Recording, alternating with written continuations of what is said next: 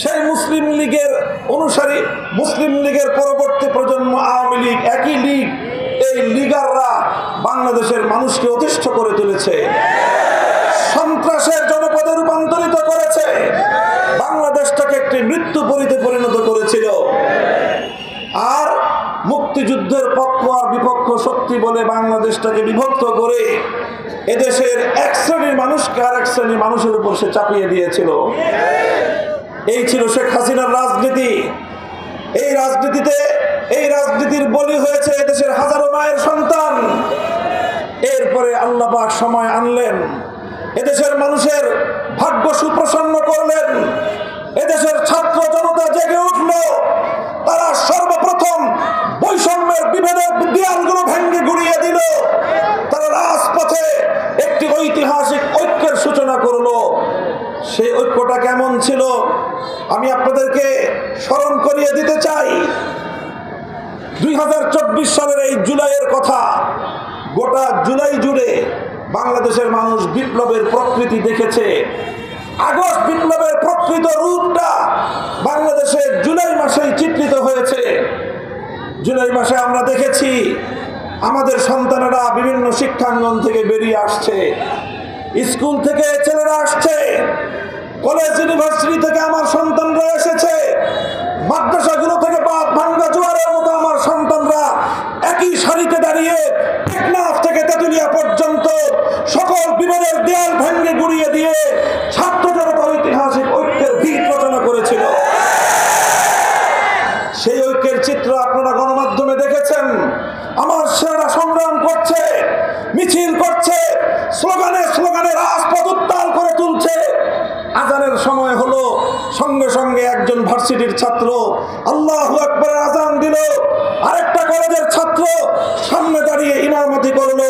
যে রাজপথে তারা সংগ্রাম করেছিল, সে রাজপথের উত্তপ্ত পিচকে তারা জায়নামাজ বানিয়ে আল্লাহর দরবারে তারা সিজদায় লুটিয়ে পড়েছিল। এটাই ছিল আগস্ট বিপ্লবের চেতনার মূল প্রেরণা, এটাই ছিল আগস্ট বিপ্লবের মূল শক্তি।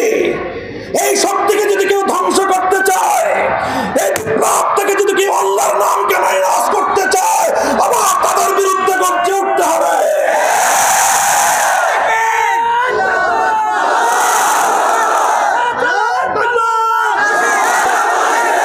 হিন্দু ধর্মাবলম্বীদের পূজার সময় ঘনিয়ে আসছে। এই উপলক্ষে মুসলিম কমিউনিটি, বিশেষ করে ইমাম সাহেবান, আলেম সমাজ, হেফাজতে ইসলাম বাংলাদেশের সকল নেতা কর্মীরা, খেলাফতের সকল নেতা কর্মীরা, ইসলামী সকল সংগঠনগুলোর নেতা কর্মীরা, আপনারা আইন শৃঙ্খলা রক্ষার ক্ষেত্রে আপনারা সকলেই সজাগ এবং চৌকান্না থাকবেন। ইনশাআল্লাহ আপনারা যদি এভাবে দায়িত্ব পালন করতে থাকেন, আর আমাদের চূড়ান্ত লক্ষ্য মনে রাখবেন, বৈষম্যহীন সমাজ, ইনসাফপূর্ণ সমাজ। এই ইনসাফ, এই বৈষম্যহীন সমাজ গড়তে হলে মানব রচিত তন্ত্রমন্ত্র দিয়ে পূর্ণাঙ্গ সফলতা কঠিন কেন সম্ভব নয়। যদি আমাদেরকে চূড়ান্ত সফলতা অর্জন করতে হয়, আল্লাহর জমিনে আল্লাহর দ্বীন কায়েম করতে হবে। আল্লাহর দেওয়া যে রাজনৈতিক ব্যবস্থা মানব রচিত তন্ত্রমন্ত্র নয়, আসমানের মালিক সৃষ্টিকর্তার যে রাজনৈতিক ব্যবস্থা, সেটা হলো প্রতিনিধিত্বের রাজনীতি। আল্লাহর প্রতিনিধি হিসেবে খেলাফতের রাজনীতি করতে হবে। আমরা আপনাদেরকে উদাত্ত আহ্বান জানাই, আসুন বাংলাদেশ খেলাফত মজলিসের পতাকা তলে, ইয়াং জেনারেশন যুব মজলিসের পতাকা তলে ছাত্ররা ছাত্র মজলিসকে তোমাদের শিক্ষা প্রতিষ্ঠান হিসেবে গ্রহণ করে নাও। আগামীর বাংলাদেশের জন্য আমরা যোগ্য দক্ষ জনশক্তি তৈরি করবো ইনশাআল্লাহ। পাশে থাকবেন তো ইনশাআল্লাহ? আমার পৈতৃক এলাকা মুন্সিগঞ্জের মাটি ও মানুষের কাছে আপনাদের ভাই হিসেবে, আপনাদের সন্তান হিসেবে আবার ইনশাআল্লাহ দেখা হবে। আপনাদের সাথে রাজপথে দেখা হবে, আন্দোলনের মাঠে দেখা হবে,